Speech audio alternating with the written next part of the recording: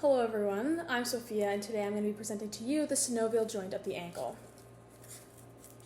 The ankle joint is also known as the talocrural joint, and it mainly consists of the tibia bone, the fibula bone, and the talus bone.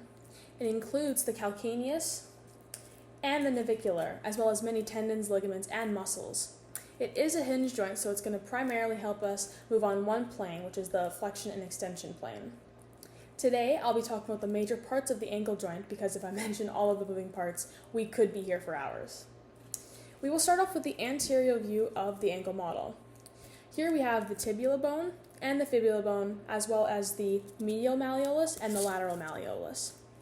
These bones and bone landmarks are obviously here to help stabilize the ankle and allow it to move. At the front here, we have the anterior tibiofibular ligament. It helps stabilize the tibia and the fibula and helps with load distribution for the knee and ankle. Moving down, right here, we have the anterior talofibular ligament, providing the stability to the ankle by resisting inversion. Within the talus, tibia, and fibula, you can see the hyaline cartilage. You can also see it from the posterior view, which lines the bones and allows them for smoothly moving against each other. Now for the posterior view. We start at the top with the gastrocnemius and the Achilles tendon.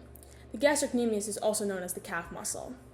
This major muscle and this major tendon work together to transmit force and enable everyday movements like walking, running, and jumping.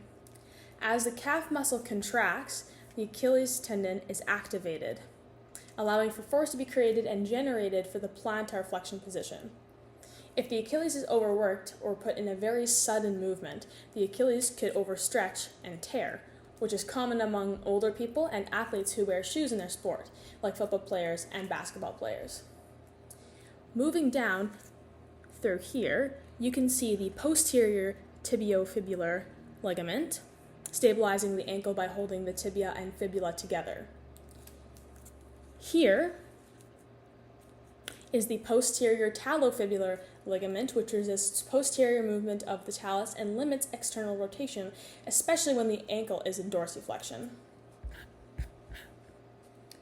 On the lateral side here, close to the lateral malleolus, is the calcaneofibular ligament, which helps restrict inversion movement of the talus, more so when the ground is uneven. On the medial side, close to the medial malleolus, lies the subcutaneous bursa. The subcutaneous bursa is a fluid-filled sac for the synovial joint, and it reduces friction between the bone and skin during any movement.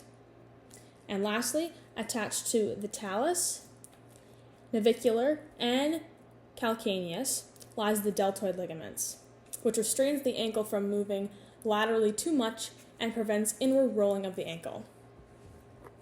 Now, what happens when the ankle is sprained is actually quite simple. Depending on how you hurt it, whether it is increased dorsiflexion position, which also pulls on that Achilles tendon back here, or rolling the ankle on the uneven surface, it all comes down to what grade of sprain it is. You can hurt your ankle joint in many different ways. And like I said, you could be in plantar flexion here, and you could be rolling it inward or outward. You could be in an increased dorsiflexion position here. You could even land on the medial malleolus or the lateral malleolus. What all of those do is put extreme pressure on these ligaments at the front here, even at the front, or even at the back. It puts pressure on the tendon, the calf muscle, and these ligaments that hold the calcaneus in position. What those do is cause extreme pressure on the ligaments and cause them to overstretch or even tear.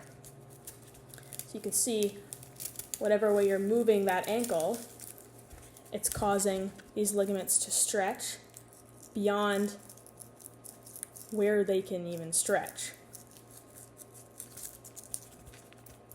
And in the front here as well. That is all about the ankle joint, and I hope you learned something new today. Thank you.